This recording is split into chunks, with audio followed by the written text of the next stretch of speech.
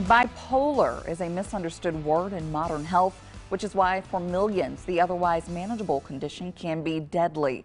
Those with bipolar disorder have high rates of suicide attempt, with approximately twice those seen for major depression. And joining us today to help raise awareness is author and speaker Sara Schley, who did not know that she had a condition called bipolar 2 until she was finally correctly diagnosed nearly 25 years and 5 psychiatrists later. Sara, thank you for joining us this morning. Good morning. Thank you so much for having me. Absolutely. So Sara, first and foremost, what are the different types of bipolar? Yeah, well, this is what's really interesting is because if I put the question back to you and I just said, when you hear the word bipolar, what do you think immediately off the top of your head?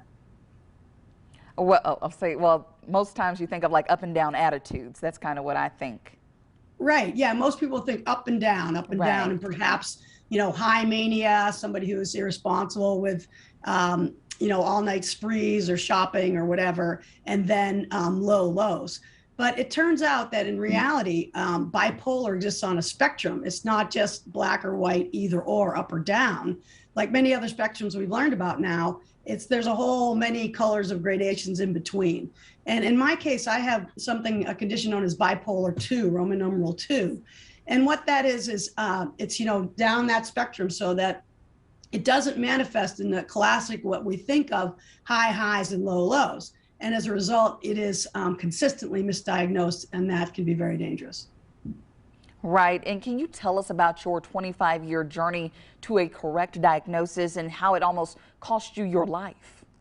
Yeah, thank you. And I mean, thank God, right? We got the right diagnosis finally. Right. I think basically because I have, this atypical bipolar down the spectrum.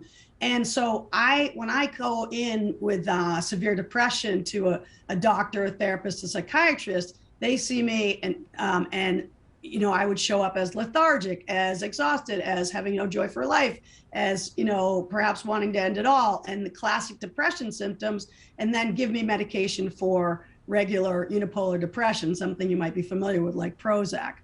Well, why am I people like me consistently misdiagnosed is because, again, I don't have those high highs.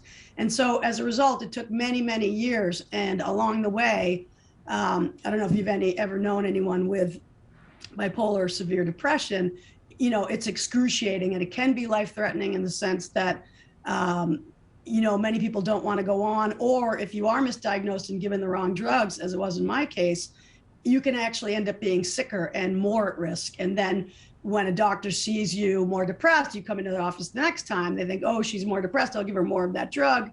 Well, it's actually poison, could be poison for a bipolar brain like mine in some cases. So why did it take 25 years? I think for a lot of people, if I asked therapists, anyone on the street, and I asked you, I said, have you ever heard of a bipolar spectrum? Most people, 99 out of 100 that I've asked, have said no. And that goes for physicians and other doctors as well. They're not familiar with this, so they don't know to look for it. And in my case, it took that 5th psychiatrist who was schooled and educated in the bipolar spectrum to know to ask me, a dozen simple questions, and with that lens, in 15 minutes, diagnosed me correctly after more than a quarter century. Right. And Sara, before we go, where can we go to get more information?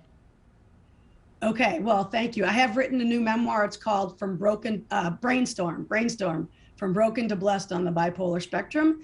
And if you go to my website at www.saraschley.com, S-A-R-A, no H, S-C-H-L-E-Y, saraschley.com. You can find it there. You'll also be able to find it on Amazon very shortly, like this week.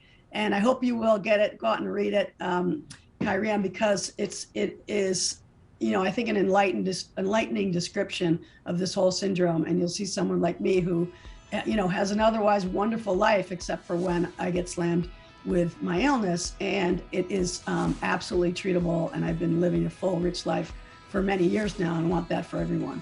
Very good. Well, Sara, thank you so much for joining us this morning.